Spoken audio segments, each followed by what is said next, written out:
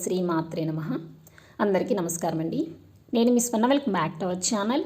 ఈరోజు ఈ వీడియోలో వరలక్ష్మి వ్రతం రోజున అలాగే శ్రావణ మాసంలో శ్రావణ శుక్రవారాలలో ముత్తైదువులకి తాంబూలాన్ని లేదా దీన్నే వాయనమని కూడా అంటారండి. ఏ విధంగా ఇవ్వాలి, ఇందులో ఏమేమి వస్తువులను ఉంచి ఇవ్వాలి, ఎటువంటి పద్ధతుల్ని పాటించాలి, చేయకూడని పొరపాట్లు ఏమిటి, ఇలాంటి అన్ని విషయాల గురించి కూడా ఈరోజు ఈ వీడియోలో వివరంగా తెలుసుకుందామండి. అంతకన్నా ముందు మొదటిసారిగా ఎవరైనా మన ఛానల్ని చూస్తున్నట్లయితే ప్లీజ్ తప్పకుండా సబ్స్క్రైబ్ చేసుకోండి. పక్కనే ఉన్న బెల్ ఐకాన్ కూడా క్లిక్ చేసుకోండి. ఇంకా ఆలస్యం చేయకుండా వీడియోలోకి అయితే వెళ్ళిపోదాము. శ్రావణ మాసంలో తాంబూలం ఇచ్చేటప్పుడు ఇచ్చిన వారికి అలాగే తీసుకున్న వారికి పూర్తి ఫలితం కలగాలంటే కొన్ని నియమాలని తప్పనిసరిగా పాటించాలి అని పండితులైతే చెప్తున్నారండి. మరి ఆ నియమాలు ఏమిటి, ఆ పద్ధతులు ఏమిటో ఇప్పుడు తెలుసుకుందాము.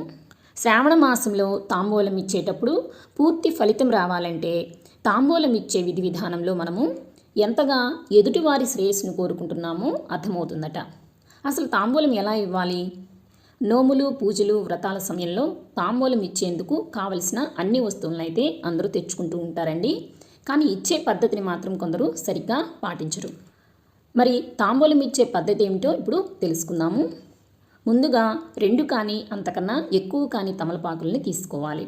అవి శుభ్రంగా తాజాగా ఉన్న ఆకులై ఉండాలి. ఆకు తొడిమలు మన వైపు ఉండేలా చూసుకోవాలి. ఆకులో వేసే వక్క కూడా ఒకటి ఉండకూడదండి. 2 వక్కల్ని ఖచ్చితంగా పెట్టాలి. కానీ ఇప్పుడు కాలంలో ఏంటంటే అందరూ ఒక్కసొర ప్యాకెట్స్ అనేవి పెడుతూ ఉన్నారు కాబట్టి వాటిని ఒకటి పెడుతున్నారండి. కానీ వాటికన్నా కూడా వక్కలు ఉంటాయి కదండి, వక్కల్ని పెట్టండి. తాంబూలంలో 2 వక్కల్ని పెట్టండి, చాలా మంచిది.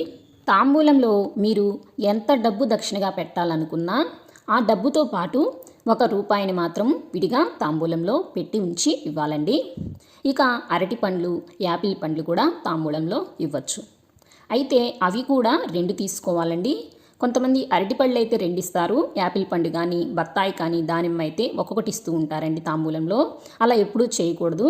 యాపిల్ పండు అయినా బత్తాయి అయినా దానిమ్మ అయినా ఇలా ఏ పండు ఉంచినా కూడా తాంబూలంలో ఖచ్చితంగా 2 ఉండేలా చూసుకోవాలి. అలాగే తాంబూలం ఇచ్చేటప్పుడు పండ్ల తొడిమల్ని మన వైపు ఉంచేలా చూసుకుని తాంబూలం అనేది ఇవ్వాలండి.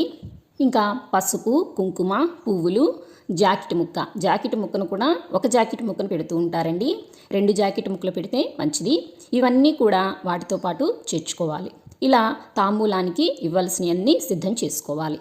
ఇక ముత్తైదువుకి తాంబూలం ఇచ్చే ముందు వారిని కూర్చోబెట్టి ముత్తైదు కాళ్ళకి ముందుగా పసుపు రాయాలండి. ఆ పసుపు నేలకు అంటుకోకుండా క్లాత్ కానీ లేదా మ్యాట్ మీద కానీ వారి పాదాలను ఉంచి పసుపు అనేది రాయాలి. మెడకు గంధం రాసి ముత్తైదువుకు కుంకుమ బొట్టు పెట్టి తాంబూలం అనేది ఇవ్వాలి. తరువాత తాంబూలం తీసుకున్న వారు ఇచ్చిన వారికి కుంకుమ బొట్టు అనేది పెడతారు. తాంబూలం ఇచ్చేవారు ఇస్తినమ్మ వాయనమని చెప్పాలి, తీసుకునేవారు పుచ్చుకుంటినమ్మ వాయనమని చెప్పాలి. ఇలా వాయనం ఇచ్చాక వారి చేతులకి అక్షంతలను ఇచ్చి వారి పాదాలను నమస్కరించి ఆశీస్సులు అనేవి అందుకోవాలి. వరలక్ష్మి వ్రతం నాడు తాంబూలాన్ని ఉదయం వేళలో ఇవ్వాలి, లేదంటే సాయంత్రమైనా ఇవ్వచ్చు. కానీ చీకటి పడకముందే తాంబూలం ఇవ్వడం అనేది మంచిది. ఇలాంటి పద్ధతులను పాటించి వాయనం ఇవ్వడం వల్ల ఇచ్చిన వారికి పుచ్చుకున్న వారికి ఆ వరలక్ష్మీదేవి కటాక్షం సిద్ధిస్తుంది అని పండితులు చెబుతున్నారు. సో ఇదండి ఈరోజు ఈ వీడియోలో. చూశారు కదా, శ్రావణ మాసంలో ముత్తైదువులకి తాంబూలం ఏ విధంగా ఇవ్వాలి, ఎటువంటి నియమాలను పాటించాలి, ఏ వస్తువులను ఉంచి ఇవ్వాలి, ఇలాంటి అన్ని విషయాల గురించి ఈరోజు ఈ వీడియోలో తెలుసుకున్నాం కదండి. ఈ వీడియో మీకు నచ్చింది, యూజ్ అయిందని అనుకుంటున్నానండి. అనుకునేవారు తప్పకుండా ఒక లైక్ చేయండి, మీకు తెలిసిన వారికి షేర్ చేయండి. ఇలాంటి మరెన్నో మంచి మంచి వీడియోస్ కోసం మన ఛానల్ని సబ్స్క్రైబ్ చేసుకోండి, పక్కనే ఉన్న బెల్ ఐకాన్ కూడా క్లిక్ చేసుకోండి. మరొక మంచి వీడియోతో మళ్ళీ కలుసుకుందాము. మరి thank you for watching my video.